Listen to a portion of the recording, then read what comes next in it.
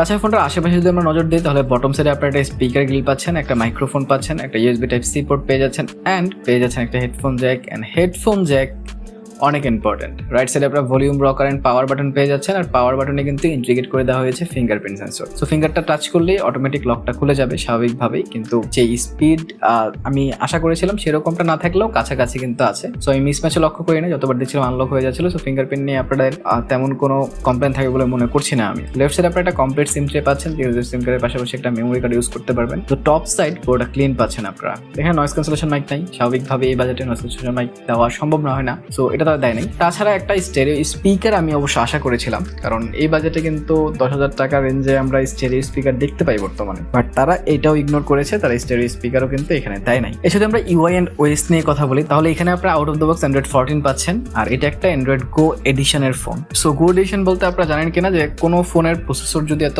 ভালো না হয়, এত পাওয়ারফুল না হয়, তাহলে অ্যান্ড্রয়েডের যে ফুল ফ্লেজড ভার্সনটা আছে সেইটাকে কাট ডাউন করে একটা লাইট ভার্সন ফোনের ভিতরে দেওয়া হয়, যাতে করে ফোনের ইউআইটা মোটামুটি স্মুথলি চলতে পারে। এন্ড এটা তো তাই করা হয়েছে, এটাতে গো এডিশন ইউজ করা হয়েছে, কিন্তু স্টিল আমি চেয়েছিলাম যে অ্যান্ড্রয়েড 15টা দেখ, কারণ লেটেস্ট ফোন অন্তত 15 আমি আশা করেছিলাম। তাছাড়া এখানে তারা যে ইউআইটা ইউজ করেছে সেটাও মোটামুটি ছিল ক্লিন মোটামুটি, বাট স্টিল অনেক বেশি ব্লটওয়্যার তারা দিয়ে দিচ্ছে, অনেক বেশি অ্যাপস গেমস আপনারা পাবেন প্রি ইনস্টলড, এটা ভালো না। তারপরে এটা আনইনস্টল করতে পারবেন এগুলো, কিন্তু স্টিল তারা যদি আরো ইউআইতে এইসব জিনিসগুলো কমাইতো, তাহলে ইউআইটা আরেকটু স্মুথ হইতো, তাহলে হয়তো এটার ইউআইতে ল্যাগ আমি পাইতাম না। কিন্তু স্টিল এখন নর্মাল ইউজেই কিন্তু আমি মোটামুটি ভালো ল্যাগ পাইছি। এক অ্যাপে ঢোকার পর অ্যাপ থেকে বেরোতে গেলে ল্যাগ দেয়, অ্যাপে ঢুকতে গেলে ল্যাগ দেয়, একসাথে 2-3টা কাজ করতে গেলে ল্যাগ দেয়। সো যদি এই ফোনটা আস্তে আস্তে অনেকদিন ইউজ করেন এন্ড ফোন যদি আস্তে আস্তে এটা ভরে যায়, এটার যেই স্টোরেজ আছে, সেক্ষেত্রে এই ফোনটা অনেক বেশি স্লো হয়ে যাওয়ার আশঙ্কা থাকছে। এন্ড সেটা আপনারা অবশ্যই মাথায় রাখবেন খুব ভালোভাবে, কারণ এটা ইউআইটা আমার পছন্দ হয় না এতটা। এখানে অবশ্যই আরো ভালো তারা কাজ করতে পারতো।